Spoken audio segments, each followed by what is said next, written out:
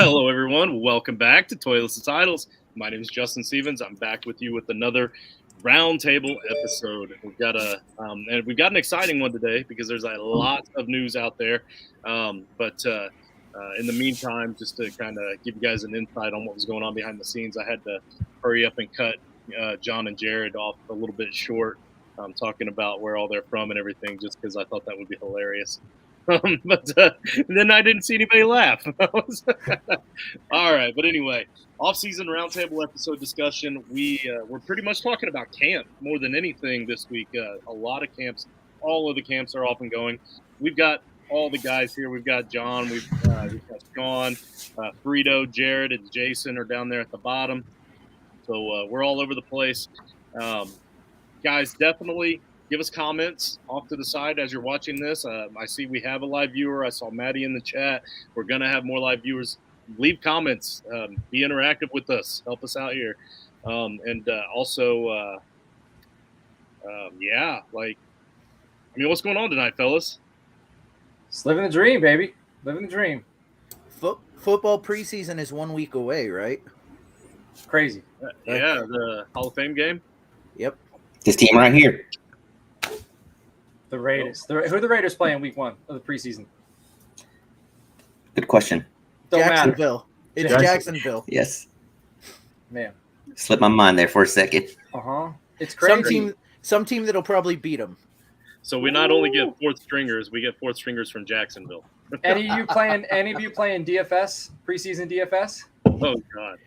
I am not that addicted. I need to get you a 1-800 number. Dude, I do. Yeah, because Jared probably does too. The reason, because it's all the college players, like the guys that you like that nobody was high on, that got drafted in the 5th, 6th, or 7th round, that's on the practice squad. This is their time to shine. And it's the one time we can look right on these guys, because then when the season comes around, they get cut. So this is their time to shine, week 1 of preseason. Jason, are you going to wear that God Ugly shirt every time that we're on air together? I think this is like 3 times in a row. Yes. This one right here? Yes, I knew you were on. I picked it just for that reason. I'm so glad that we get to talk negatively about your team on the show today. All right, Ooh. So we're not going to bury the lead, guys. We're gonna start off big with the Deshaun Watson news, or I guess the news that's going to break tomorrow. From what we're hearing, Roger Goodell is set and ready to make his announcement tomorrow morning, and I believe it was Matt that posted this in our notes here, but he said that the NFLPA has announced that they will not appeal the ruling, and they asked the NFL to pretty please don't do the same. Please don't appeal what the ruling the NFL what the ruling comes down to tomorrow. Can we just get a number from everybody, like what you think your number is? 6. I agree. 8. I think it's going to be 6 or 8, but I think it should be a hell. I'm going right in between for one reason. I think it's going to be 7, so he can play Cincinnati on Halloween for his first game. And that would be very NFL. That would be so, I could see that. What's up, George? Hey, what's going on, gentlemen? Look who decided to log in. Yeah. That's George. How many games do you think Watson's going to get? 4. Man. Ooh. All right. So no one above 8, no one below 4. But we all think he should get I think we all agree with it should be more than that. I feel like I'm like in the Brady bunch right now. I'm like the middle guy. You look good. We make a funky totem pole. Killed it. Back. I was trying to see if I can get Jared out the middle there. It didn't work. Yeah. Well, it's about time that we get this news, because this has been this story has been dragging, for like 2 years now. Let's just find out because the NFL is going to do what they want to do. They're a big corporation. They can do whatever the hell they want to do, and we're going to continue to watch it. So they know that, and I'm not going to be surprised with whatever they choose to do here. I think with them saying that, I think you almost guarantee it's going to be less than 12. Yeah. Yeah, because why would the NFLPA? The NFLPA already knows. I feel like if they're saying they're not going to argue, they already know. And if they know, I'm surprised that everybody else doesn't. Obviously the NFL knows. So why don't you just break it before everybody wakes up in the morning? Yeah.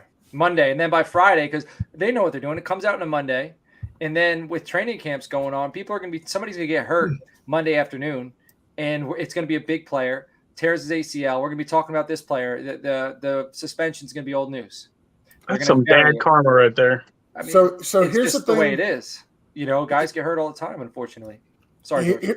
No, you're good. You're good. Here's the thing I find interesting about this news is the NFLPA asked the NFL to not challenge the suspension. And if you look at the way the collective bargain agreement is written, like the NFLPA gave Roger Goodell final say. Like that's something that's collectively bargained. They agreed to it.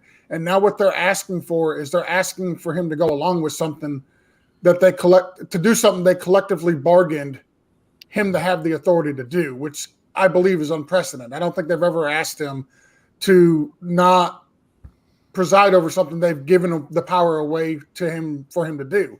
So that's why I think it's only going to be a 4-game suspension. I think it's going to be small, and I'm just glad that I work tomorrow because I honestly believe Twitter's going to be a bloodbath between those who think he should have gotten a lifetime ban and those who say, well, he was acquitted in criminal court, therefore he didn't do any of this, and he shouldn't have gotten a single game. Like those two parties are going to be doing this all day long on Twitter, and I'm just glad that I'll be at work so I won't have to see or deal with it. Well, the main reason there's still four cases out there waiting. Yeah. Yep. I got something to say to Campy, who, if you're listening at home, we're live. I suggest you subscribe to the YouTube channel so you can watch us when we go live, so you can comment, we can interact with you. Campy is in here. He said, Zeke got 6 games with no charges. As a Cowboys fan, I'm ready to get angry. Andrew, what I suggest you do, get on a long pair of pants, maybe get some socks and put the socks over the pants. So the pants are tucked into your socks. Then take a piss in your own pants, because that's probably, that's about equal to getting angry over Zeke getting 6 games, because that's going to do nothing but hurt yourself. It's just you're pissing down your own leg, getting pissed about that. This is exactly my point, though. Like he brings up a great point in that Roger Goodell does not follow precedents. He doesn't follow, does the crime fit the punishment? He doesn't follow moral obligation. He only follows the money and the 32 decision makers that are paying his paycheck. Yeah, but I mean, they took this out of. Listen. They took this out of Goodell's hands, though. I'm right? sorry. Listen, we just started training camps. This stuff's been going on for 2 years. I don't care. I don't care, because if I care, then I'm going to get upset. And you know what? I don't watch football to get upset. Like, I'm over it. Like, if he did something bad, karma's going to come and get him at some point. It seems like it's blatant that he did a lot of terrible things, but the Roger Goodell, like Justin just said, he does whatever the hell he wants to do. They're going to do whatever the hell they want to do. There's so many subjects out there I'd rather talk about more than Deshaun Watson. So but the reason I'm so boiled about it is because of just exactly what you already said a moment ago. We're all still going to fucking watch. Like, if we're all still going to watch. That's one. We can't do that again now. That's one. we got the one out. It's probably going to have to be adults only at the end of this one, I got to tell you. But I'm just saying, like, if that's what it takes, maybe there's a time where we have to stand up and not watch. You know what I mean? Like, as much as I hate to say that, you guys know I love football. I love the NFL. I am almost to that point. I'm that boiled about this because morally, Roger Goodell is a fucking disgrace. The man needs. Yeah, it's on me. It's on me this time. I'll fix the YouTube stuff. But I'm just saying, he's a disgrace. He needs to go. I'm over it. And not only him, it's not even him. Like we've already discussed this too. We tried to bring it up a moment ago, and I keep interrupting. But it's not even necessarily him. I get it. It's those. It's the other 32 heads at the top. It's not just the 32 heads. It's America. It's the way we are as a country. People in power. You don't get to places like that without stepping on people, without lying, stealing, and cheating. Like this, we're getting into a whole other topic now. But that's the way it is. A lot of people in power are terrible people. There's a lot of stands being made in America right now too. So maybe it's time for another. Well, is what it is. All right. I've said my piece on that. I'm ready to move on because I'm just gonna get worse and worse here, and maybe I'll do a bathroom break after the episode because I do real quick want to address Jason's question where he said that they kind of took this out of Roger Goodell's hands, And the answer to that question is both yes and no. They have an independent judge who can make the ruling on whatever the suspension is going to be. So they took that part out of his hands. But it's also collectively bargained that the NFL can appeal to itself, and then Roger Goodell has the final say on any type of punishment. Yeah, but the thing there is he's not gonna if they appeal it to themselves, they're not doing that because it was too much punishment. We all know that. So like if the judge comes out and says 4, if they appeal it, that's gonna go to 6, that's gonna go to 8, right? Like that's not gonna stay at 4. The second thing you mentioned, and I know Jared's got his finger up. The second thing you mentioned, karma gonna get to him. I mean, he signed with the Browns. What more karma do you need? Yeah. Sorry, Jared, go ahead. So real quick, I think there's a chance it's 4 games, and we agree with that. They only play 1 divisional game during that time, during the 4 games. If it's 6 games, then they only play 2, right? 2, 4. They would miss the Ravens and the Steelers if it was 6. If it's only 1, I still think they can beat the Steelers without him, to be honest with you. Because Matt's an idiot. Matt, I'm sorry, you're an idiot. Matt thinks Tom Brady didn't do anything. Sorry for interrupting. Dude, he broke somebody's phone. He had somebody in his phone as the deflator. Matt, you're an idiot. Sorry, go on, Jared. So my thing with that is the Steelers are legit saying that Pitt's 3rd on the depth chart and Rudolph is 1 right now. Right? You brought 2 other guys in, and Rudolph right now is 1 on the depth chart. Now, he's thrown 300 yards against the Browns, right? We'll just put that out there real quick. I think defensive line-wise is very, very similar. I don't think it's going to be a shootout by any means. But the Browns could easily beat the Steelers. But if they lose to the Steelers,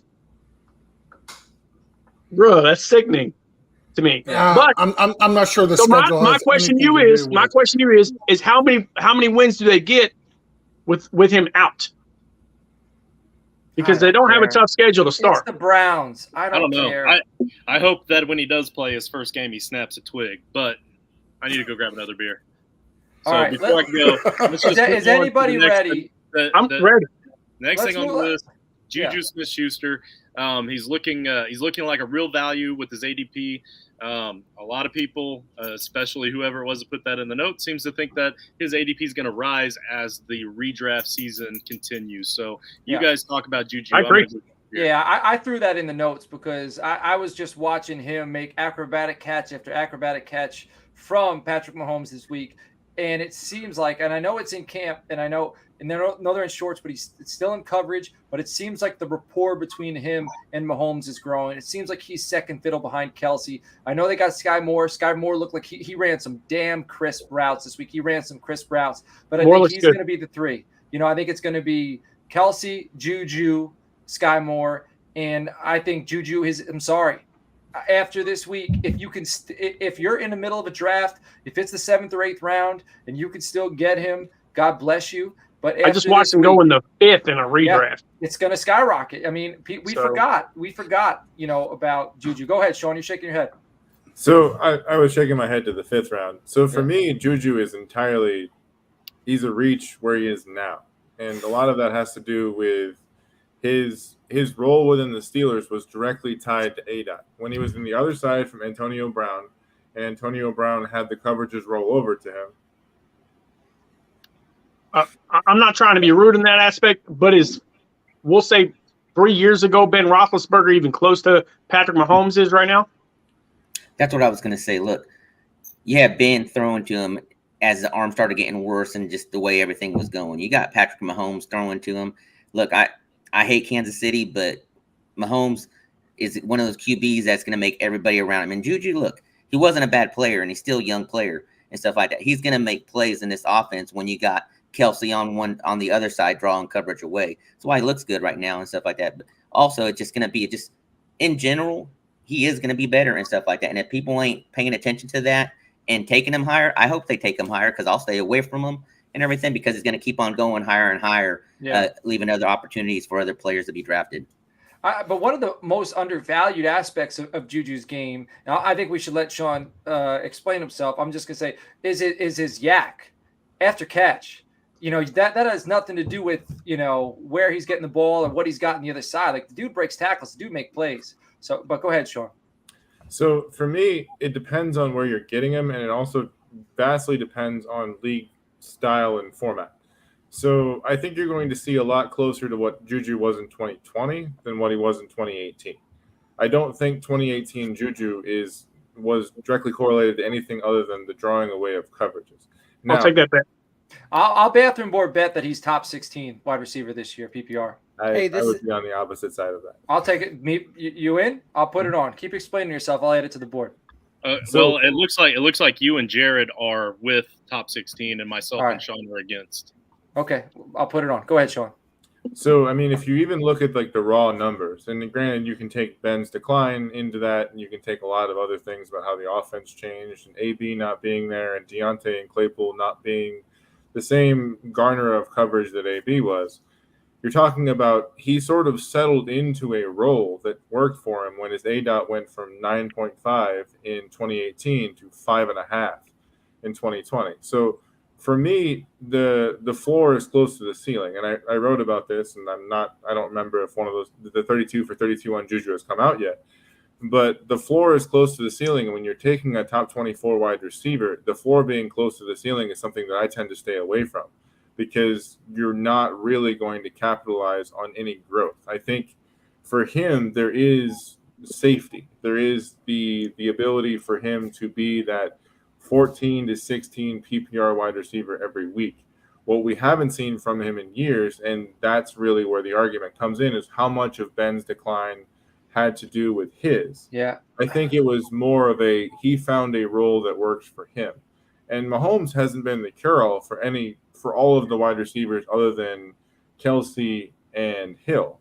I mean, you've had other guys who were immense talents, and people are going to laugh when I say this. Sammy Watkins. Everyone thought when Sammy Watkins went to Kansas City that was going to be the cure-all, and it wasn't.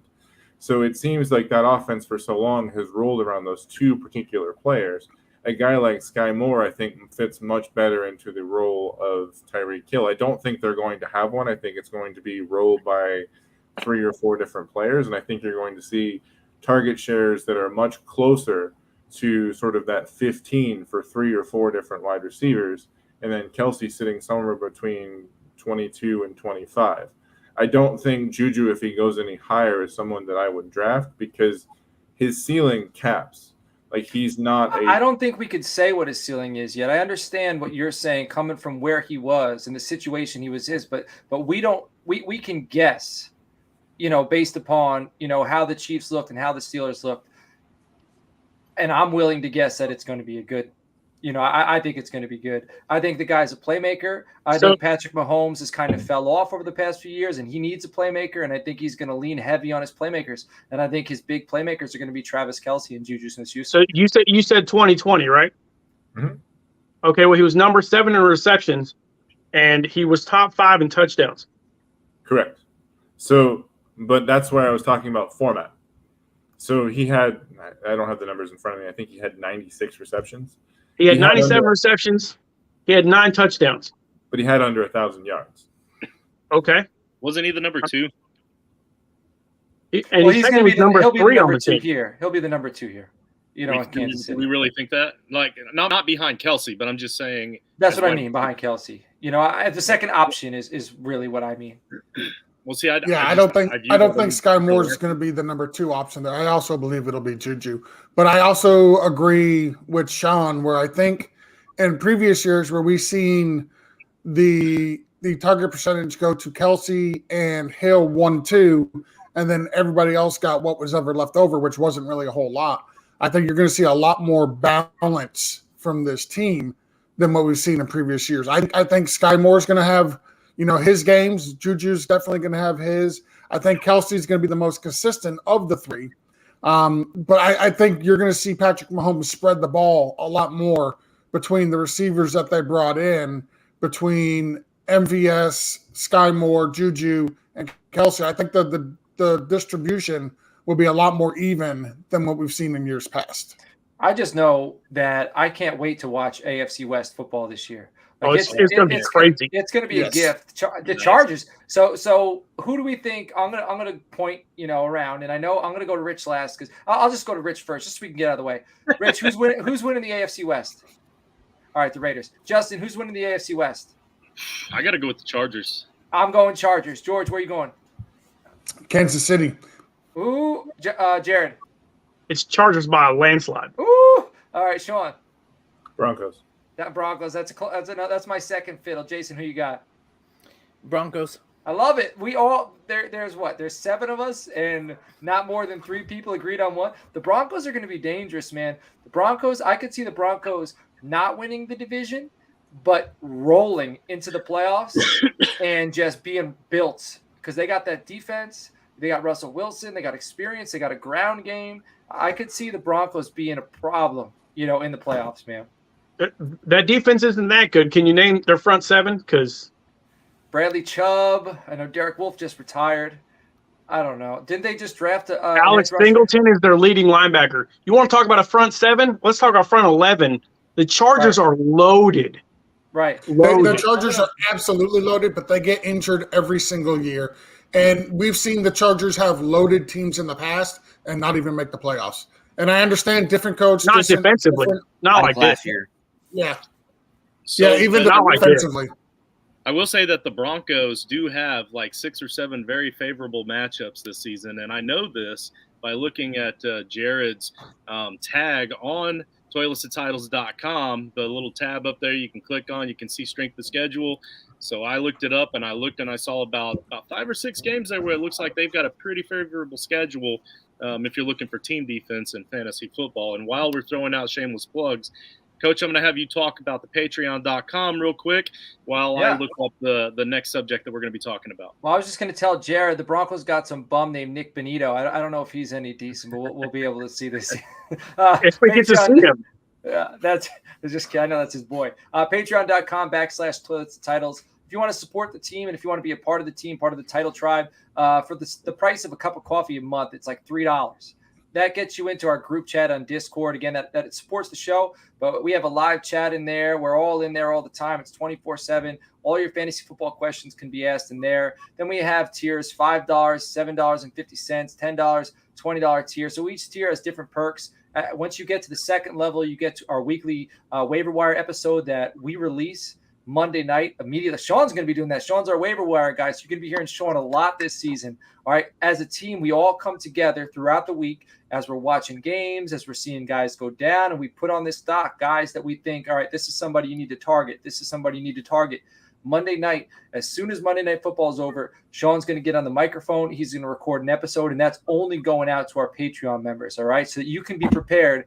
Because some of the leagues, I know some leagues I'm in, it's first come. Like, even though it's waivers, it's still, if there's multiple people picking that player, it's the person who picked him first. So you can go Monday night right after the episode, throw your name in there and pick that guy up. Also, for the $20 tier, I know that's a lot of money, it gets you free entry into our Frankenstank Listener League next year. And also, we'll do an episode that'll go out to all our listeners where we're breaking down any of your fantasy leagues. You tell us, hey, this is the fantasy league I want you to break down. We will do an episode like this. I'll get 7 guys on there, and we'll talk about your league. We'll talk about your draft. We'll talk about your trades. We'll talk about the rosters and all stuff like that. So go check us out, patreon.com/toilets-titles. And for what it's worth, Coach, you said that first level, $3 is like a cup of coffee. And then you said that $20 is a lot of money. But I know of at least one of our Patreons personally that spends a lot more than $20 a month on Starbucks coffee. So really not all that much. Yeah. I'm not going to drag her name out there though, but it's a her. Well, yeah, I love you, Amanda. Jake Ferguson is our next topic. He's looking. Well, this really shouldn't be. So I apologize. I need to clean next time what I need to do. This is good. I need to organize these because this isn't like the biggest news out of all the other stuff going on, but we just threw the stuff on there. But this is good. I purposefully did this one after the Patreon because you had originally spoke of Jake Ferguson Well, to me personally, I saw it to me personally, and then you sent a couple tweets and tagged me. But then you talked about it in that Patreon chat. You talked about Jake Ferguson, and yeah, love the background, George. Hey, if you're not watching on YouTube, you should be watching on YouTube. George has an amazing background. But that's kind of what I was kind of leaning into. I agree with you. This isn't huge, great news, but I wanted to throw out a point there that I was able to go out and pick up Jake Ferguson for next to nothing. I missed out on him in a draft that a guy took him late in the 5th round of a 5-round rookie draft. I offered the guy $5 fab money for him out of a $200 fab budget. And the guy was like, sure, why not? Who cares? It's just a throwaway guy. And I'm super excited to get him. So those are the kind of the insides that you get from the Patreon chat. Even the smallest stuff can really make a difference in your fantasy leagues. And we're chatting all season long, in the young season, all year long. We're planning on going to Mobile, Alabama for the Senior Bowl. That's something that we've been talking about recently. Tomorrow, I'm going to go and try to work on our media credentials. And Jim Nagy himself, going into the draft, if you listen to the show, I'm sorry, you're probably bored of this statement because I've said it a few times, but this is important. Jim Nagy sees a lot of players out there in Mobile, Alabama. He said out of all the receivers, tight ends, receivers, running backs, the best hands that he saw this year were Jake Ferguson's. That's a tight end.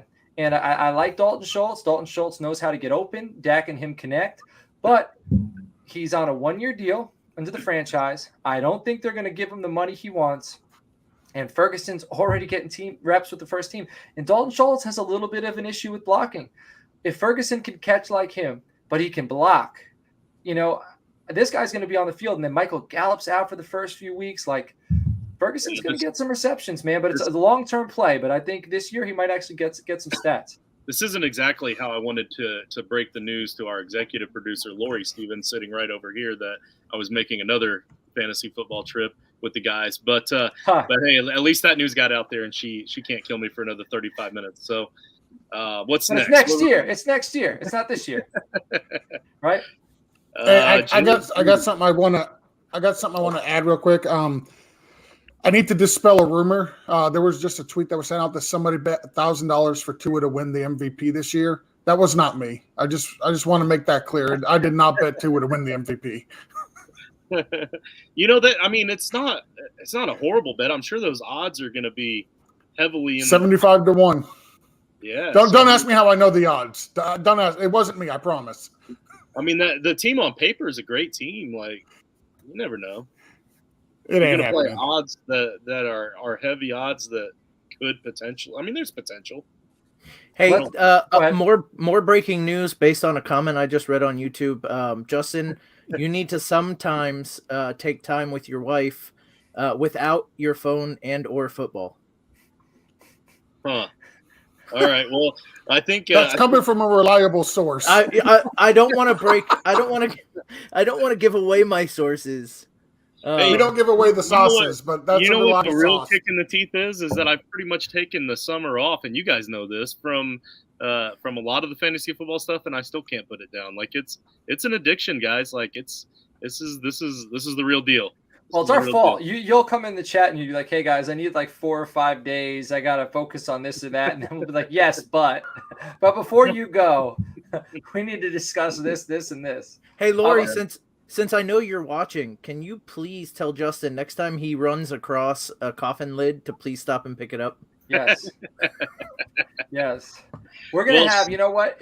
When we reach 20 Patreons, we're gonna have to do a story. We're gonna have to do a 20-minute episode reenacting or telling the story. We need to make this story into a production. And we will do that for you. It's the coffin lid story. I'll write a script and everything. 20 Patreon members, it's going to happen. Hold me to it. I thought I was producing the show. Who keeps putting these blurbs up down here? That one wasn't me.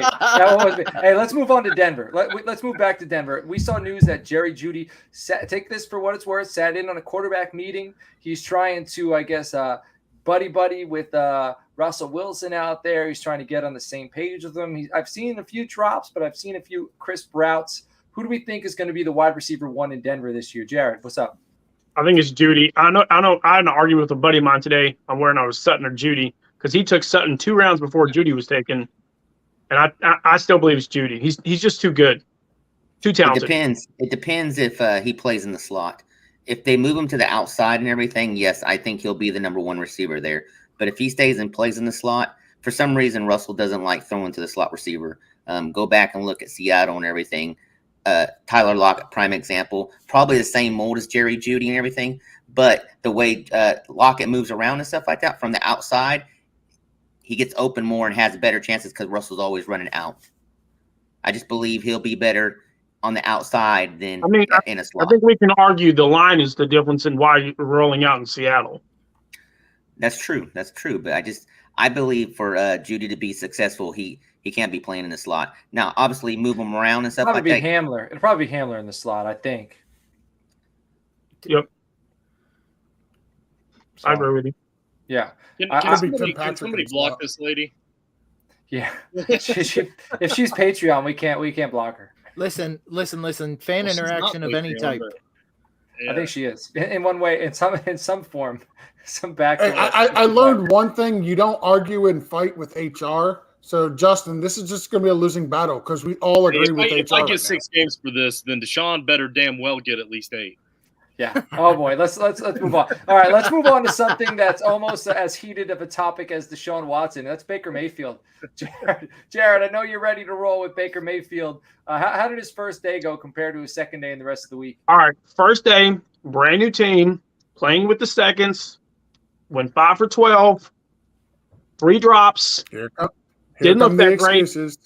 Hey, it was 3 drops, one to the running back. Day 2. My dude went off for 5 touchdowns.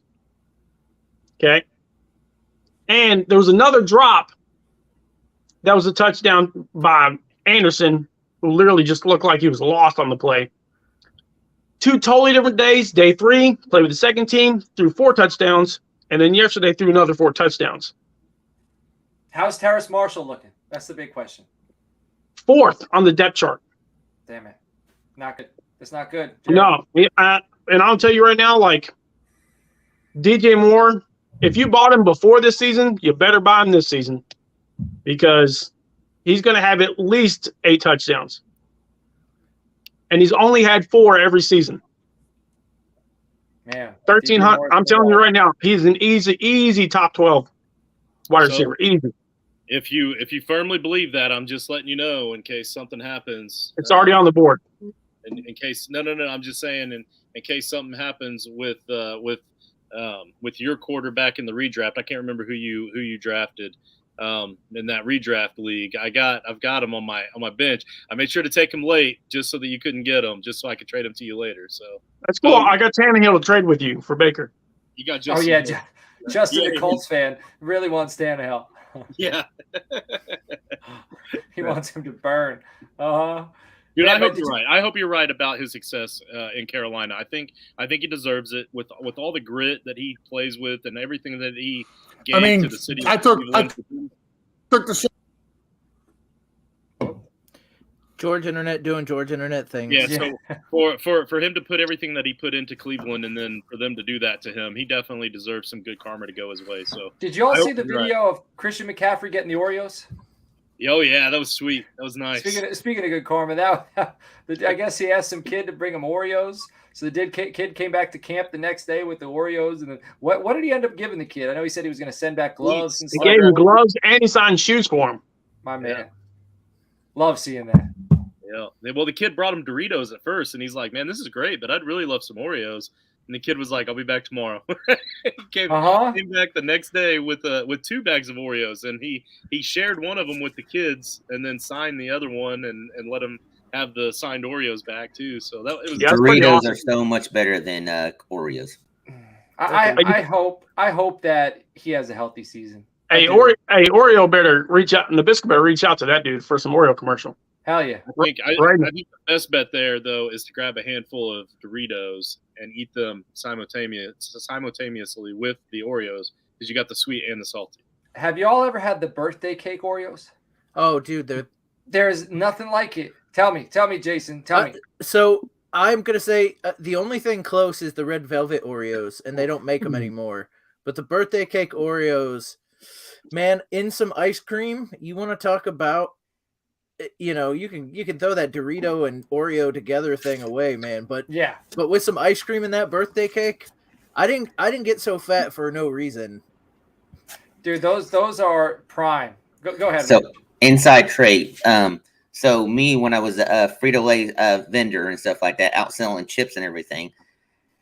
The thing is what you do is you hold back some of them in the back of your truck, and when the Oreo guy comes around, you guys trade back. Okay. Oreos for, we do Oreos for Doritos. We do Doritos for popsicles. Maybe a case of Dr. Pepper. You never know. You can't be saying this on air, Rich. So I got two things here. I got two things. One, I need a petition to have Justin's wife watch the show every week because this is fantastic. That's one. Two, long story short, the first time I ever drove to Orlando, which is an hour away from my house, I had an Oreo cookie truck collide with a milk truck, and it was the best thing I've seen to date forever. It's literally, it was the best thing that ever. It was pre-cell phone because I'm an old man. But I had an Oreo cookie truck collide with a milk truck, and it was the best. All right, sorry about that. Man, Oreo. that's like a supernova. Like I would expect, like that's a movie or a commercial. Like, yeah, it's not real for life. sure. All right, let's move on to New York. We got Wan'Dale Robinson being used everywhere. We got Kadarius Toney looks good. So they have a bunch of young, high-flying, athletic talent out there, but they still got Daniel Jones. I heard somebody say the other day they wouldn't be surprised if the Giants go out and get Jimmy Garoppolo.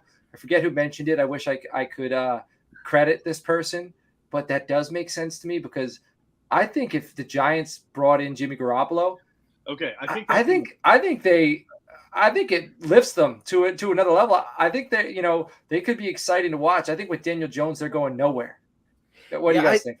I think the problem is that even with Garoppolo, they're not going anywhere. I mean, maybe in the NFC because the NFC is terrible. But even like with Garoppolo, it's not like they're making a deep playoff run. They haven't had a winning season at any point in the last 5 years. I get it, man, but like so that I think he would take. I could see them, competing for the NFC East. No, not with Garoppolo. No. But I just like I think all it does is get you a worse draft spot next year when they're actually when there's good quarterbacks coming out. And they can actually replace Daniel Jones. Like I think the new coaching staff wants to see what they have in Daniel Jones. No point in seeing what Garoppolo is because we've all seen what Garoppolo is.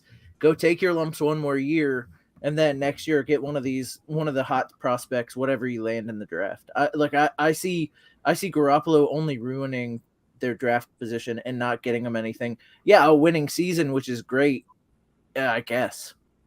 Yeah, but I think, but the coaches and the GM, it's been a carousel. Like coaches in, coaches out. These coaches don't care about the draft next year. I could see them just caring about keeping their job, and if they want to keep their job, like because they could be out the door just as fast as they get a first number one overall pick next year. And I think they ain't going to fire that coach. Okay, well we'll see because I'm sure a lot of people thought they weren't going to fire Joe Judge. People respect this coach. That's the difference. Come on. They hired the guy. I don't care what you say about people respecting the coach. They hired this guy. They believed in him. And I'm sure just as much as they believe in this guy, if they flop, it's a what can we do now, Lee? Like, what have you done for me lately? I don't know. Well, do the Arizona Cardinals respect Kyler Murray? I think that's another important question we need to ask. You get $230 million. I said they got 230 million reasons to respect him. It's true. That's true. Well, 230.5. I feel like we're in marriage counseling right now with all these back and forth. So Kyler it was a clause in his contract, 4 hours of study time per week. And yeah, by the way, this segment right here is brought to you in part by Minecraft. Yeah, Minecraft. That's funny.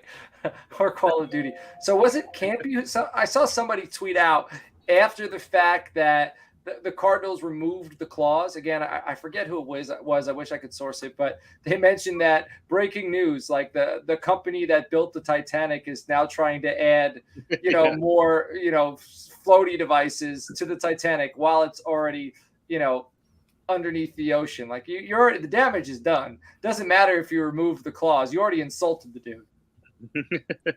I mean, he signed the contract. Yeah. Yeah. I think the reason he signed the contract because listen, maybe he didn't not to knock on my boy's height, but you do not get where you are in the league not studying. Correct. Yeah, George had a very detailed argument with somebody on Twitter about it, and unlike his political arguments, I actually agreed with this one. So I had fun reading that one. But 4 hours a week is a joke. That's what I was gonna say. It was 4 hours a week. It wasn't even. He's a straight A student in college. You don't think he studied in college? I guarantee you, he's putting in 4 hours. Jared, I don't know if he studied in college. He ain't that smart. But he doesn't have to be. The dude's the best athlete in the country. Yeah, that's come fair. on. He did not need to. Come on. I'm not taking it away from him, but I didn't visually see him study. I don't know, and the way this country works, he didn't have to study. Hey, just so we're clear, Oklahoma is the leading Division I school in National Merit Scholars. That's a national fact. We have kicked 4 players off the team the last 2 years and suspended Marcus Major last year because he couldn't make the grade, and he was the only running back on the roster at the time.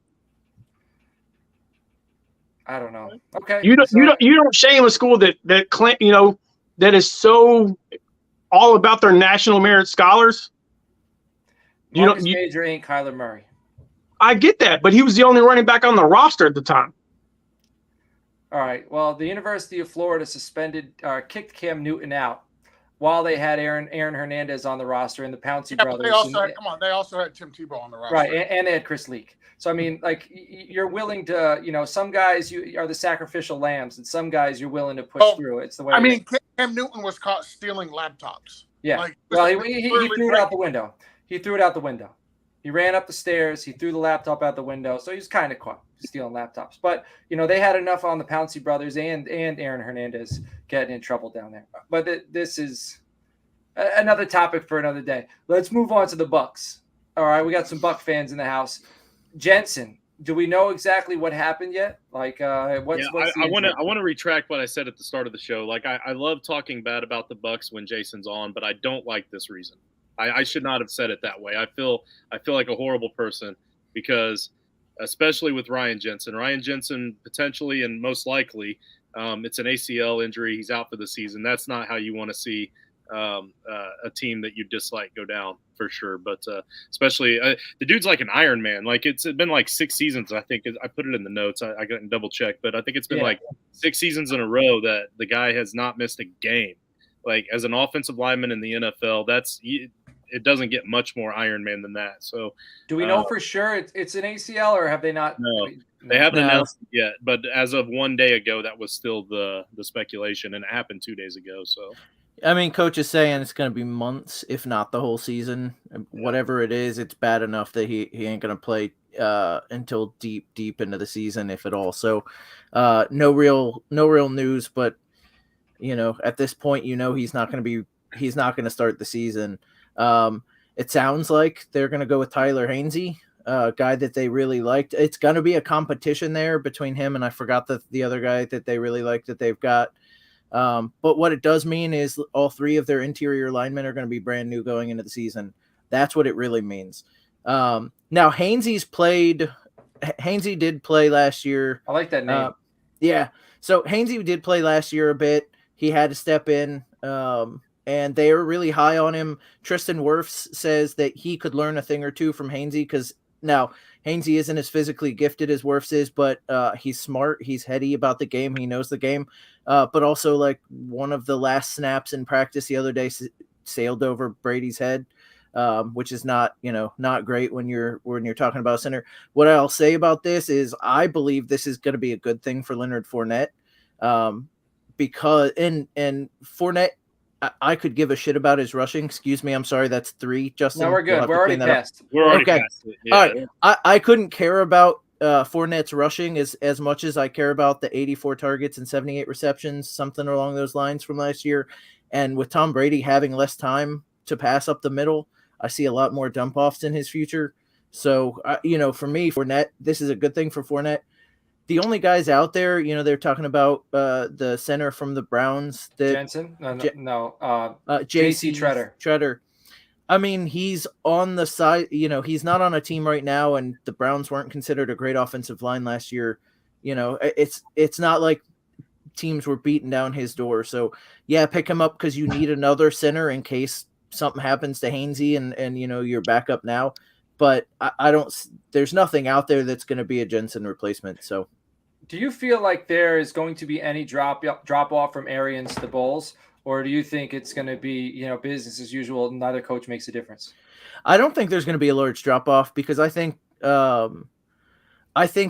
for a large part, Leftwich and Brady made the game plan, and Arians just came in and tweaked it. But Leftwich called plays last year. Is he back? Leftwich is back, correct? Yeah, I can't believe Jaguars didn't give him a job. No, he was right there, and he didn't want to be under the. And I'm spacing on the GM's name, but speaking Shad of, Khan? no, well, Okay. the owner, but anyway, so. Leftwich didn't want to play for the GM and or coach for the GM and the Jaguars. He kind of said it's either me or him, and they kept the GM. But with that said, Leftwich is back. He called plays last year, so I don't see a large difference.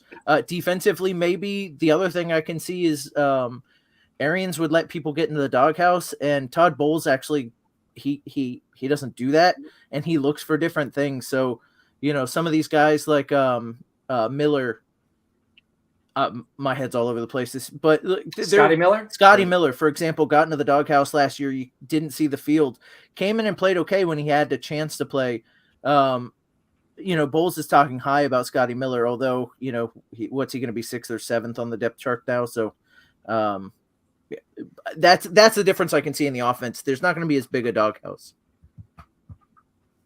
All right, you guys want to move on to Titans? We got Treylon Burks so far. He's looking the part down there in Tennessee. There were some worries early on about the asthma, but now it seems like there's no issues. He seems like he's doing well. How do you guys feel about Treylon Burks? I mean, I don't want to talk too much about him. I still got a draft pick to come up in a second. All right, so you got your eye on him. Is it? I mean, is there? We had a discussion. So this is something. If you're not Patreon, you're missing out also because we have these discussions in our chat. We were going back and forth about Treylon Burks a little bit ago, and I was playing devil's advocate. How it's going to go down there, but I think Tennessee cannot afford to have him not succeed. I think they're going to do everything in their power to feed him early and often and make him a big part of this offense because they need it. He needs, like, A.J. Brown has big shoes to fill. And I think Robert Woods, he's a veteran. He's a savvy veteran. He's quarterback friendly. He's a good route runner. He seems like the injury's not hampering him as well at all. But I do think they need Treylon Burks, and they're going to get this guy the ball, like, big time. And it's going to be interesting to see what he can do with it. Burks is going to be fine. It just like last year with all the talk about Jamar Chase in preseason, how he can't catch the ball and stuff like that. Look, asthma, what it is and stuff like that. Look, there's a reason why he was drafted where he was drafted. He is a good after the catch baller and stuff like that. I'm going to put all you guys in the spot. Okay, I think it's just like A.J. Brown, honestly. Yeah. Same player. I'm going to put all of you on the spot right now.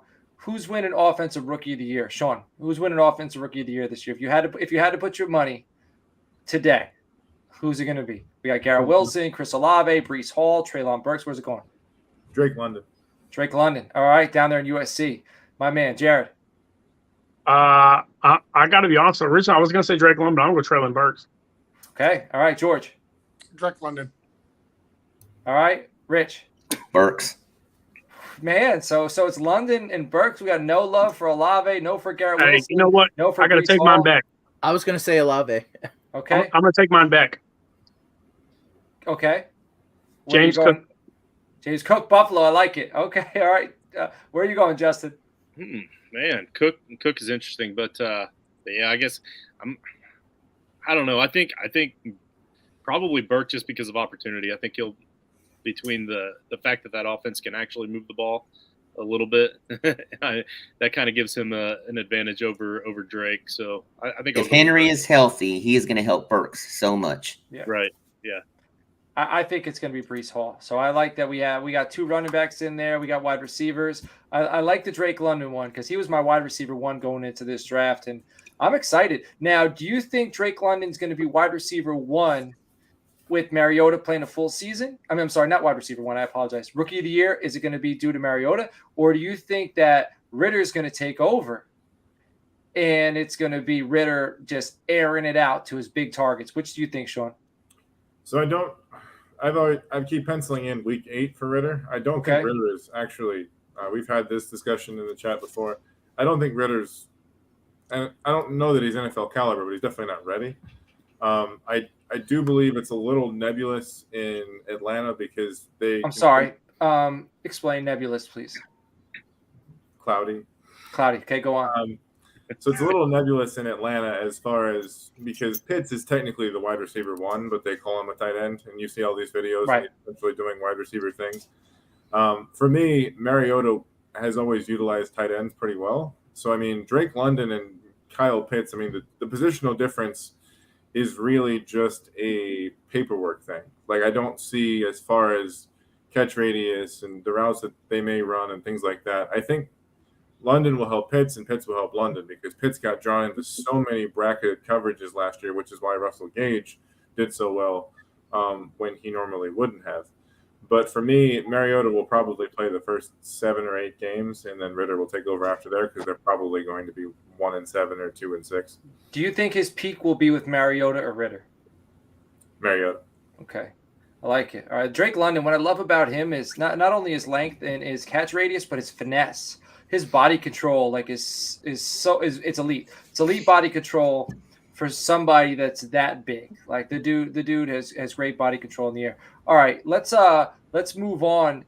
Justin, what's the next topic we have on here? We just talked about Treylon Burks. What we got after that? Somebody mentioned that they want to talk about the 3 Hall of Famers that could potentially be retiring at the end of the season. And since we already threw out the whole 4 family part of YouTube tonight, I decided to change up this banner a little bit. 3 future Hall of Famers on the way out. All right, so it's Donald. So it's Aaron Donald, right? Tom Brady or Aaron Rodgers? 2 Aarons. So which of these guys do you think is going to retire after this year? Aaron Donald.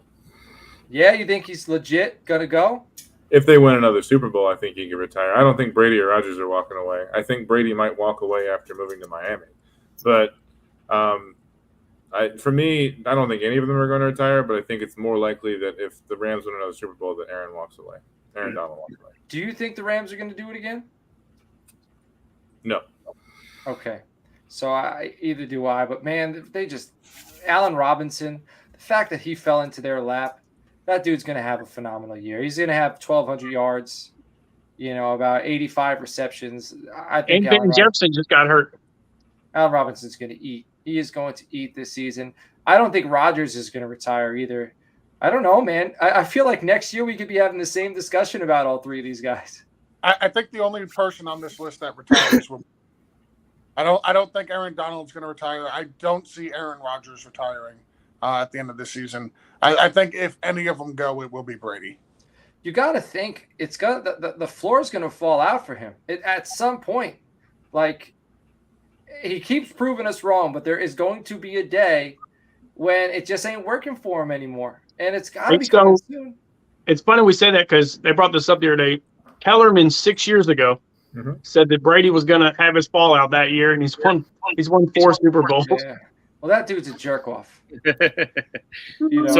the only one that kind of stands out to me is Aaron Donald, and it has more to do with the position that he plays. Like he's only 31 years old, which that can be kind of old for playing in the trenches with the guys. I mean, I get players play for a long time, but if I had to choose one here, it would be Aaron Donald, just because he had already kind of hinted around to it last season, towards the end of the season there. But that dude's 300 pounds with an 8-pack.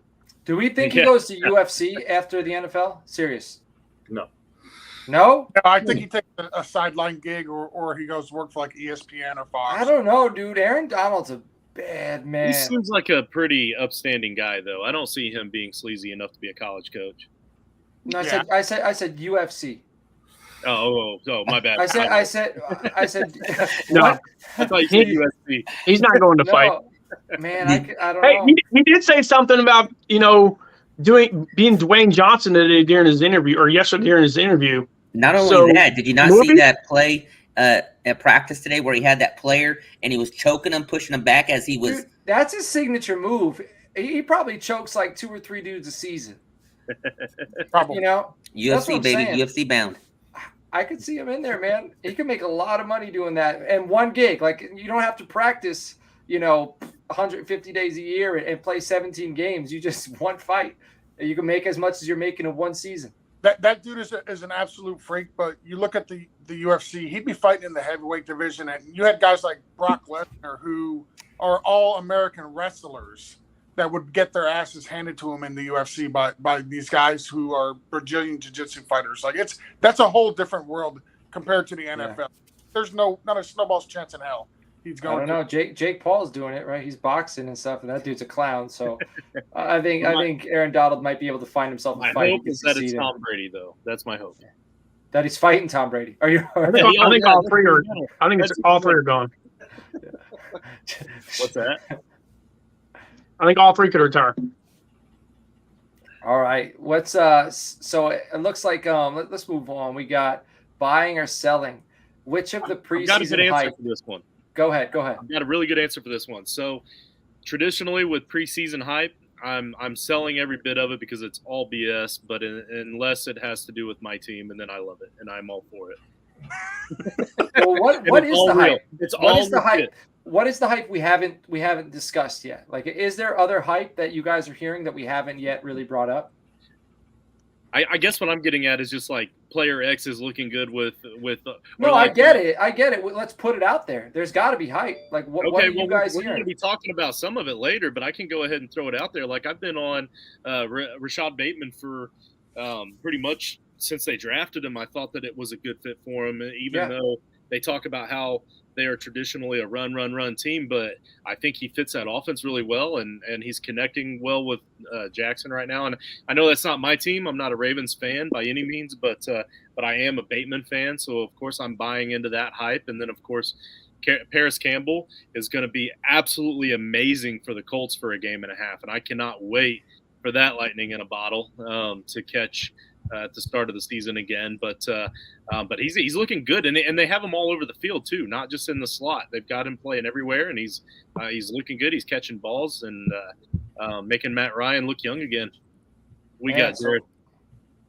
George Pickens will be the leading receiver for the Pittsburgh Steelers by the end of the season. So that's the hype. You're buying it. Yep. I dig it. He's made some acrobatic catches. So I don't trust Deontay Johnson. I'm sorry. I'll say he's no. holding out on a bathroom board. Yeah, I'll take a bathroom board with Jared on that. I'll take Deontay Johnson over Pickens. Isn't Deontay holding out right now? Touchdowns. I'm sure they're going to get him paid, but he's holding out. All right, the other hype. Fryermuth's hurt. Claypool's hurt. Johnson's holding out. Man, it's January. Come on. It's not January. It's not January, but January. Go back to bed. Or July. Sorry, it's July. It's the other month that begins with a J. There's 3 of them. It's actually August in the morning, bro. It's August. Is Trevor Lawrence hype? Supposedly he looks impressive, and will the coaching bring the chosen one back? We'll bring it over. We got some new coaching over there in Jacksonville. Urban Meyer's no longer there. Do we think Trevor Lawrence is legit, or is that just hype right now? I think Trevor Lawrence will take a step forward this year. He'll definitely be better than he was last year. It was hard last year for him really to do anything when you have just an absolute toxic, atrocious locker room that's being ran by the head coach. Like, you actually had players lining up to trash Urban Meyer. Like, they were pushing each other out of the way to get to the mic to trash this guy. That's how bad it was last year in Jacksonville. So I'm not surprised that Trevor Lawrence struggled. But I think that he will definitely have a better season this year than he did last year. So that hype I'm buying, just because there's actually a competent head coach steering that ship down. Yeah, Doug Peterson's there now, and it's new team, same Evan Ingram, staying with the Jaguars. So it looks like Evan Ingram's dropping a lot of balls. Go ahead, Jared. I mean, my thing with that, Doug Peterson got forced out of the same locker room. I mean, let's not forget that. Doug Peterson was literally forced out of a locker room after he won a Super Bowl. Why? 2 years later. Why? Because their team didn't like him. No, I think what happened was he lost the GM. The GM wanted to tank, I thought the GM wanted to tank, and he didn't want to tank, and he didn't won a listen. Super Bowl. He tried playing to win, and they didn't like that, and they kicked him out of town. They said, "No, you're going to tank. We're gonna cut this season dead." And he didn't want to do that to his team. He tried to keep playing to win, and they didn't like that, and they got rid of him. That's how I saw it. I mean, that sounds like what happened with the Dolphins, but not with the guy who won a Super Bowl. Yeah. Well, luckily now he's with a team where he has no choice but to tank. Yeah. He can play to win and still tank. Yeah, I mean, go ahead, Jason. I'm sorry. The thing about Lawrence is last year he had a bad coaching situation, no doubt, right? Like obviously, but you wanted to see something from the guy, and I don't recall a pass or a game or I didn't see any flashes of talent, NFL level, NFL ready talent from a guy they said was the best prospect coming out since Andrew Luck, and didn't he go like 7 straight games without a touchdown pass? It was like seven straight games, right? Am I missing that? Am I wrong there? Hey, I mean, nothing against Lawrence, but Marvin Jones being your leading receiver, come on, bro. So, being the resident Jaguar fan, I fortunately watched every game last year. So, to Jason's point, Trevor Lawrence definitely has the talent. Like, you saw it. But what you saw was a young quarterback who did not seem to have a coach. Because there were definitely points in which he just got frustrated and just started throwing the ball up. Now, he needs to fix that on his own, because that isn't necessarily what you would consider sort of a Pro Bowl quarterback. I think he will be the best quarterback of the 4 second-year quarterbacks. That doesn't mean he's the most viable fantasy option. I think he will be the best quarterback, and I think the Jaguars will take a step forward. To Jared's point, he was throwing the ball to Marvin Jones, Dan Arnold, Laquan Treadwell. You know, there was definitely a lack of separation. Apparently, the only thing that Urban Meyer was actually paying attention to was the fact that his wide receivers couldn't separate, because in the post-game scrums, he would talk about it every week. So you have Christian Kirk, you have Evan Ingram if he can hold on to the ball. You have the better group of wide receivers, barring injury. I think he takes the largest step forward. Now, with the Jaguars organization, this has always sort of been their issue. Other than Mark Brunell and David Garrard, who essentially was a fourth round quarterback that sort of just fell into them, they've never developed a quarterback, regardless of who it is. You can say Bortles didn't have the talent. You could say Gabbert didn't have the talent. But for the last 15 or 20 years, they've sort of been bouncing around quarterbacks since Garrard retired. And a lot of it, like the Jets, you're pointing toward the organization and saying, do they even know how to do this? Because Lawrence had won everywhere he was at until he got to the NFL. Now, granted, he wasn't going to win with the Jaguars. The whole roster was devoid of talent. But he also – the thing that everyone points to is the Colts game, is that he rallied the troops and he said, we're not losing this game. Now, granted, I would argue that Carson Wentz lost that game all by himself. But it does at least show the leadership that when everything went out of control, that at least he stepped in and said, we're not losing this game. This season is not over yet. What that translates to in this particular season, I couldn't tell you. I have them slotted for 7 wins, but that could be ambitious. But I believe Trevor Lawrence is the one to take the biggest step forward of the second-year quarterbacks. But that may be more of an indictment of those quarterbacks than it is a praise of Lawrence. Now, he had a quarterback rating of 111 in his last game, so there's that. That Colts and Jaguars game, though, I think what it was Carson Wentz had that George Reed dial-up internet, and he had just gotten the email from when he was with the Eagles, and he thought he was supposed to tank. So I think that's it. Doug Peterson. This is 6 degrees of separation now. The Jaguars, they also, listen, they beat the Colts, they beat the Dolphins, and they beat the Bills. They beat some teams that finished the season with winning records. So real quick, let's do a little shameless plug here. If you go to the website and look who has one of the best schedules for a quarterback in fantasy, Trevor Lawrence is number 2. What's the website? Where can they find that on the website? SportsDetails.com. See the strength of schedule. Jacksonville Jaguars number 2 for quarterback in fantasy. Hashtag Title Tribe. That's it. Well, hey, we got a few more topics. We're going to wrap this thing up. I do want to mention out there in the NFC West, Jamal Adams breaks a finger in practice. He's going to delay surgery, wear a special club. We got Isaiah Simmons. He's been practicing with the DBs, not the LBs. That's pretty interesting stuff. So you guys have anything to say about some defensive IDP? I know Jared might. He's the IDP guru over here. What are you thinking about those guys? That the biggest one is Simmons not playing with the linebackers. And we talked about this when we first started the roundtable. I said, man, I would love to see Simmons placed in the DB where he belongs. And that's exactly where he lined up. Monday, Tuesday, Wednesday, Thursday, Friday, Saturday, Sunday. I mean, he's been there every day the last week. Big nickel, baby. So is he not practicing at all with the linebackers anymore? Nope, not all week. The entire week he played with the safeties and DBs. Nice. All right. So maybe you can get a little dual designation with the 100 tackles.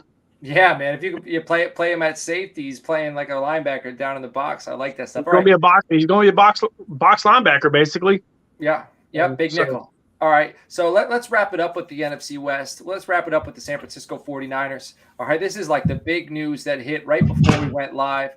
One small piece, and I guess this isn't small, but compared to the bigger news, it seems small. Trey Lance was named the starter for 2022. So that's, we all kind of figured that was going to be the case. We're sure Jimmy G is going to find his way. We don't know where he's going to go, but he's going to be out the door. He's going to head somewhere else. But besides Trey Lance being named the starter, just today we found out Debo and the 49ers agreed to a contract extension. I think it was 4 years. I don't have the numbers, but I think it's less than DK Metcalf got paid. So Jared, what are the numbers there? Go ahead.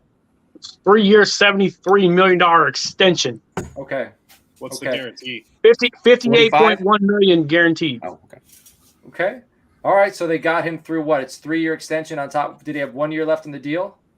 Yeah. So they have him till 2026? Yeah. So he'll be 29 at the end of the contract. So he technically be able to sign another big contract. So, right, so how do you guys feel about the 49ers, Debo, and Lance?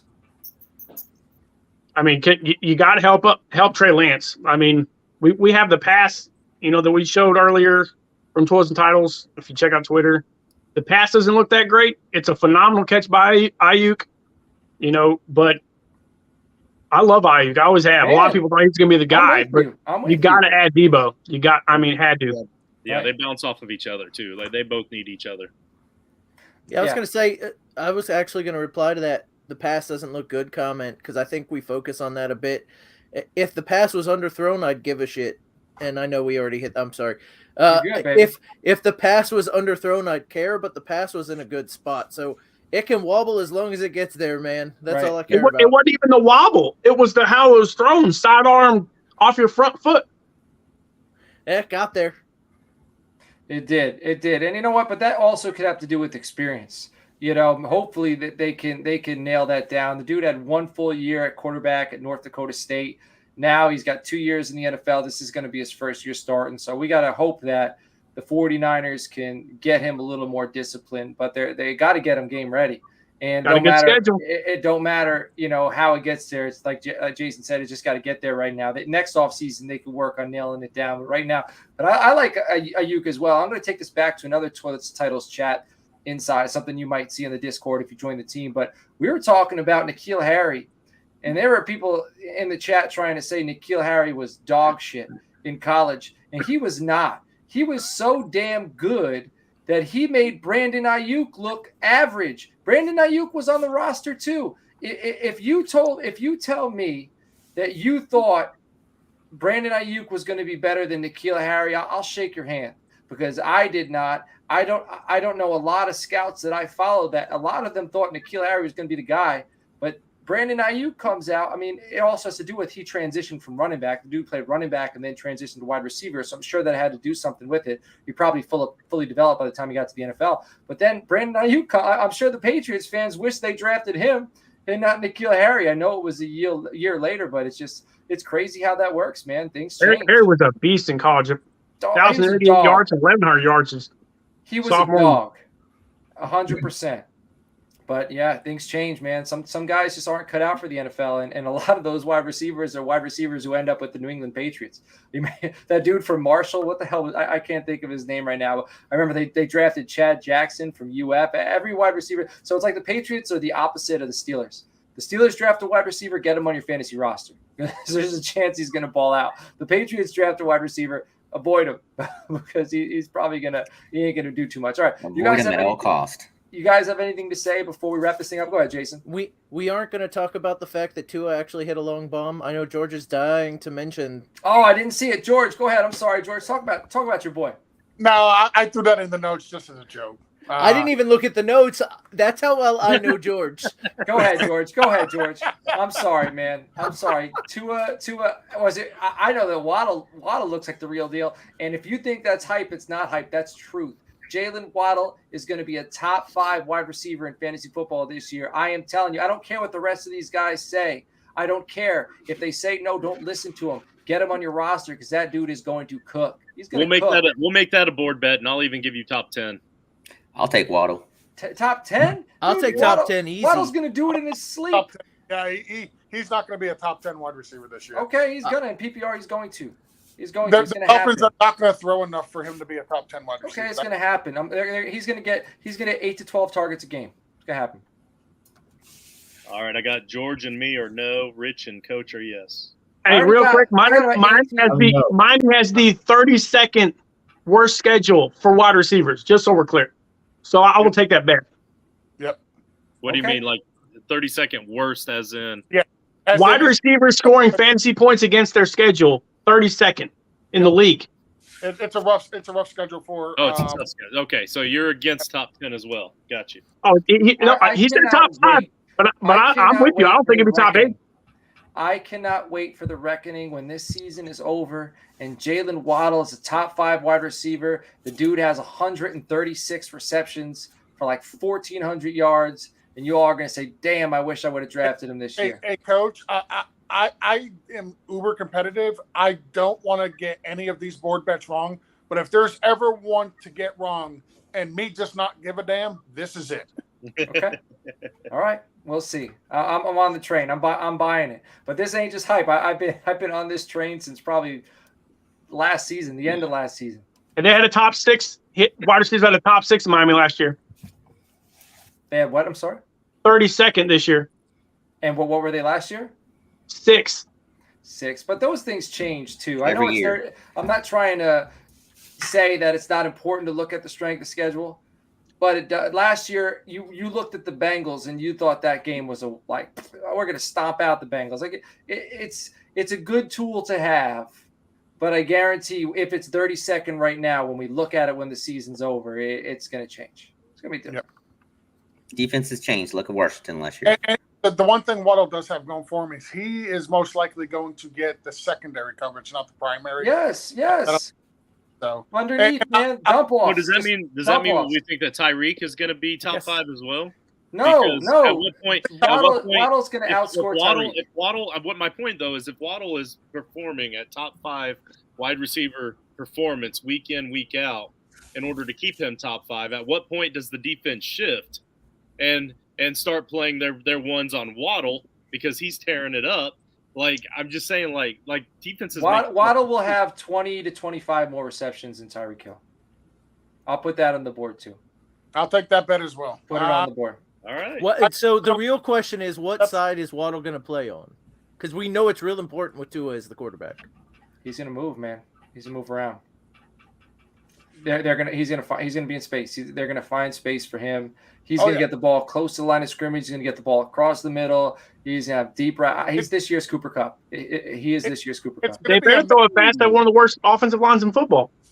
Last year they did. They did address the offensive line in the offseason. They brought in the number 1 free agent who is a top 5 left tackle, and they brought in Connor Williams from Dallas. He can hold. They also brought in a coaching staff who was actually capable of teaching the offensive line, which is something we did not have last year. You will see a much more improved offensive line. Everything on the offensive side of the ball for Miami will be a lot more improved this year compared to last year. I tell you what, that this year's Cooper Kupp, that line's kind of stuck with me. I like that because like I was really big going into last season on Justin Jefferson and Cooper Kupp, and I was beating that same drum about both of them last season, and happened to be right. And it really helped me in a ton of leagues. So I hope you're right, because that was a really good feeling to know at the end of the season that I was right about it. So Yeah, I hope you get that feeling. And if you're listening at home, if you're on the YouTube, if you're not listening, if you're listening on an Apple Podcast, Podbean, Spotify, that's great. Throw us a 5-star review. That is greatly appreciated. But if you're watching on YouTube, comment. Let us know if you think I am bonkers and you think these guys are right, or let us know if you think I'm right. I want to hear. And if you think I'm wrong, comment and let me know who you think is going to be this year's Cooper Cup. Who's going to be the guy to get the targets? Go ahead, Jason. You look like you got something to say, my man. Well, so I want to get on the board bet. I want to be with you as top 10. I want to be with you, baby. I want to be with you up there, Coach. I want to be there. The other thing I want to ask is, what does Lori think about this bet? It's all coming back. Jason, I appreciate you being. I don't know, man. I think she's over there setting up counseling appointments for us. Yeah. Hey, all right, Jason, are you just trying to support me because everyone's on the other side? Or you actually? I want sell everybody on Jalen Waddle, man. Sell it. No, so I just watched him get hyper targeted last year. Tyreek Hill's coming in, going to draw the coverage, and you got somebody like Waddle. It's that talented. He's going to get open. That's where it is for me. I see him as a PPR machine, and I like your 25 more than Tyreek Hill. Tyreek Hill's going to get his. My man. Tyreek Hill's going to get his, but like every year there's guys, there's two that end up in the top 10, two wide receivers that end in the top 10 together. I can see Tyreek Hill, I can see 10, 11, 9, 10, something like that for those two, even with Tua as their quarterback, despite, not because. And I think it's going to be. I think Jalen Waddle is going to be great in this offense. So they signed those 72 different running backs to let them sit on the bench. No, it's going to be a revolving door at the running back position. Absolutely not. But listen, one, do we think that the Dolphins are so good with the changes they've made that they're not going to be behind and have to throw the ball? Because I don't. I think they're a good team, but I don't think they're going to be so good that they're not going to be behind and have to throw the ball more often than not. And two. Are any of those running backs? Let's go through the list of amazing running backs that they signed. Right. You're talking about Mostert, you're talking about Sony Michel. You're talking about Chase Edmonds. All of those guys, when healthy, are very serviceable to solid. They're serviceable to good to solid. Right. Even in defending them, serviceable is the nicest thing you could say about them. Right. Now, their offense you're going to use them. Yeah, serviceably in a service, but not as a feature. They didn't bring Tyreek Hill to not throw the ball. I can agree with that. And if you're losing, the game plan shifts. Two wide receivers in the top 10, though, you're talking that they're going to have to throw the ball a ton, and not serviceable running back level, like even just not use your running back level. I mean, but we think, and some of us don't. Some of us aren't in on Higgins. I get it. But we think that Chase and Higgins are going to be top tier wide receivers, and we all still think Mixon's a first round running back. Why is that? Because their offense is going to be better. And I take Mixon over that whole batch, but I still want some of those. And again, Burrow's better than Tua. Don't get me wrong, but you can want to run the ball, right? But But you gotta have a decent running back to do it. You gotta get close games. Their defense is going to be good, though. Go ahead, George. They will have, though, Jason, is your defenses are going to have to cover Tyreek Hill. They're going to have to cover Jalen Waddle. They're going to have to cover Cedric Wilson. They're going to have to cover Mike Gesicki. Your defense has to cover them. That is leaving one-on-one these running backs with a linebacker.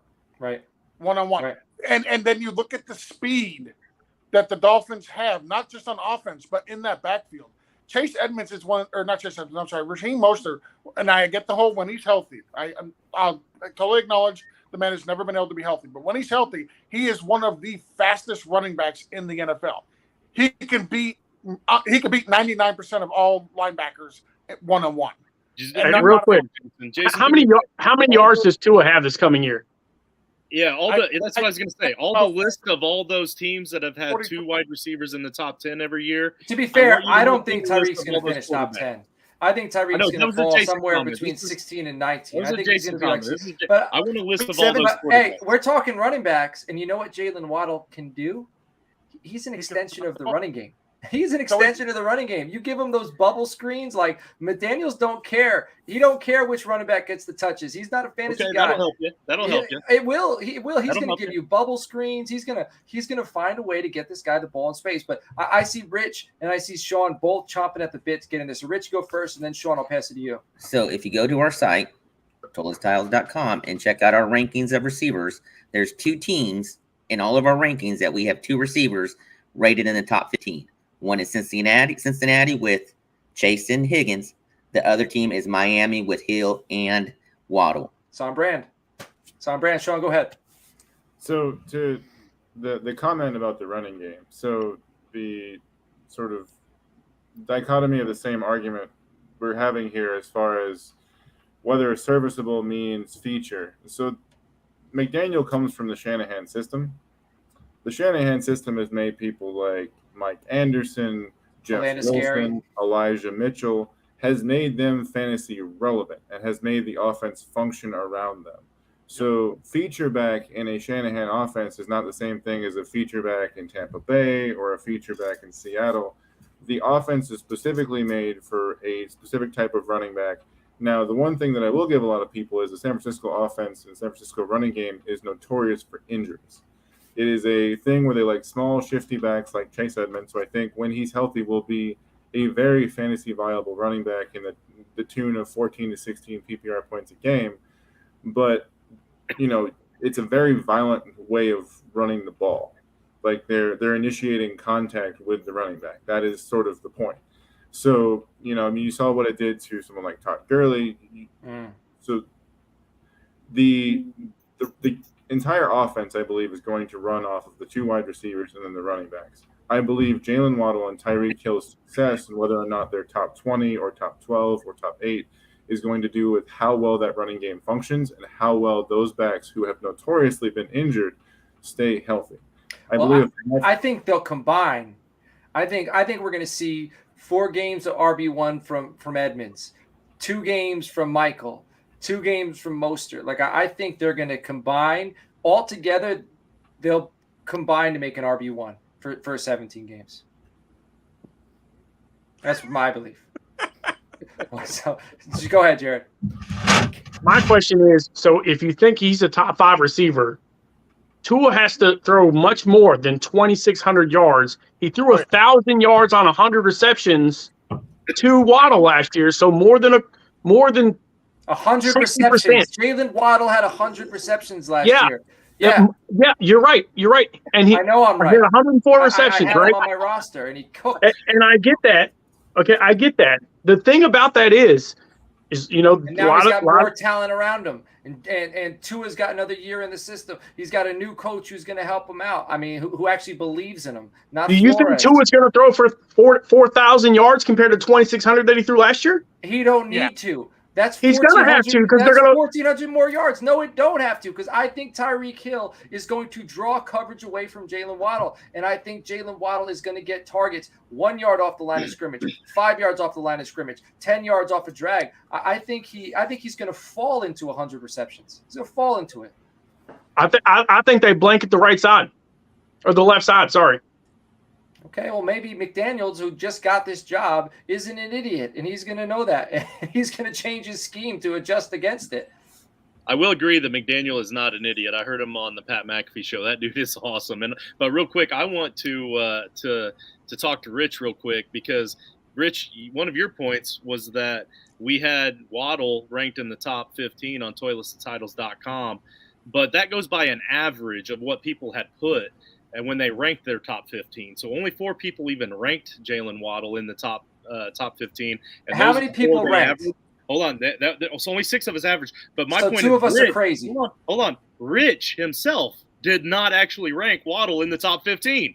So what are you trying to say here, Rich? Because I did not. But I follow what our team does and everything based off of my rankings and stuff like that. And the more I hear all the great knowledge that we give out and stuff like that, you got to think, what is the difference between Higgins and Chase being in? Everybody thinks they're going to be top receivers off the same team because of their quarterback.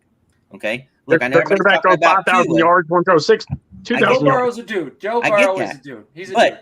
Tua is a 2,500 quarterback more that passing yards. plays to the That's why. caliber of Waddle and Hill. 2,500 more passing yards. That's why. All he has to How do many is games throw a did Tua play 5-yard last year? pass and let them do the work. These are receivers that know how to do that work. So what you're saying, Rich, is that if you could, you would change your rankings. Yes, I would. Okay, all right. On That's what I Waddle. wanted to do. That's On what Waddle, wanted I to do. would. Okay. I was mostly wanting to bust your chops. No, I think hey, I got my rankings and everything, but as a team, you look at our rankings and stuff like that, it's hard to argue when we're all talking about this and everything that this can't be done. They are both receivers that could catch, like I said, 2 in the backfield, 5 yards, and make something happen. And I hate saying that, but that's what it is. So to be Jared, clear, though, Tua played 5 less games than Joe Burrow last year. That's Okay. Like well, 200, so that's 1,000 you yards think if he throws for Tua 200 throws yards a for game. 5,000 yards? That's He my don't question. need to. All he needs to do is throw for 3,500, $4,000. We're not talking about college defenses here. We're It talking don't about matter. NFL defenses here. Jared, if he threw for 200 yards a game for 5 games, that's 1,000 yards. That's 1,000 more yards. He's at about 3,800. That's all he needs. That's all he needs.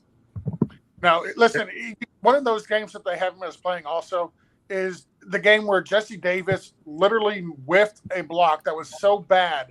It was up there like he had a little thing, and Toro, ole, and the Reds rusher came right by him, sacked Tua, broke his ribs on the second play in the first quarter, like in the first series. It was atrocious. The math so doesn't they add up. give him credit for that game as well because he started it, but he was out in the first series. Tua's not going to throw for 5,000 yards. He don't need that, to. That is not going to happen. Can he throw for like 41 or 4,200 yards? Absolutely, yes, he can. I think people also forget, and Justin's trying to make some sort of argument on math. Yeah, is math that checks out. the Bengals offense, which is the sort of gold standard of having 2 top 12 wide receivers, and I do actually have both of them ranked in that top 12, is also a historically efficient offense. So, I mean, that probably their production, especially from the end of last year, is not sustainable, just given the fact of like how efficient it was and the 50-yard passes and things like that. I don't think both of them will be top 12, which is not actually the argument the coach is making. Coach is making the argument that Waddle is the wide receiver 1 over Tyreek, which I could see. I agree with that. The leap would be top 5. I could see him definitely being on the back end of that. I think it's going to happen, but we'll see. To be clear, I'm in on top 10, not on top 5. Sorry, Coach, but I'm for sure. But to talk about 4,000 yards, which is the first number Jared threw out, that's an average in 17 games of 235 per game, and I could easily see Tua doing that as an average. He averaged 210 last year. Yeah, so like, is it a leap with these with this better offense and a better coach that he gets 25 yards more per game, or even 50 to get into like the 4,300 yard range? And then if he does throw for 4,300, it's very easy that Waddle could be in the top 10. And Joe Burrow averaged 280 yards a game, 288. So but Joe Burrow's a dude. He's an absolute dude. But listen, we're at an hour 30. I think we should wrap this thing up. Stay tuned for all these off-season roundtables discussions, because this is going to be a weekly thing. We're all working together to stay on top of these news topics so that every Sunday going into the season, we can end the week with this sort of discussion. We're going to debate. We're going to talk our teams. We're going to talk our rivals, all that good stuff. So make sure you subscribe to the channel. Justin, I'm passing it over to you now, my man. Oh, no, all right, cool. I was actually going to let you finish it out, but we're good. toiletstitles.com. Make sure you check out the articles on there. I was literally just kind of checking up on the Dolphins rushing stats from last season, because I'm going to continue this conversation in the chat. But don't forget the Patreon, patreon.com/toilet. You know what? I'm going to continue this conversation in the Patreon chat is what I'm going to do, and see what the Patreons have to say about it as well. And we'll roll from there. You'll see down at the bottom of the little ticker down there, please give us those 5-star reviews. We do have a winner in a drawing that I promised, and Rich actually said he's going to throw in a T-shirt for that. I completely spaced it. I forgot to put it down. You know who you are, though, because I kind of hinted around in the Frankenstein chat that that you had placed the 5-star review. It's not you, George. So if you're listening, I see a comment in here. No, I don't think that's it. But anyway, patreon.com/toilets and titles. Thanks for joining in. Everybody have a great night.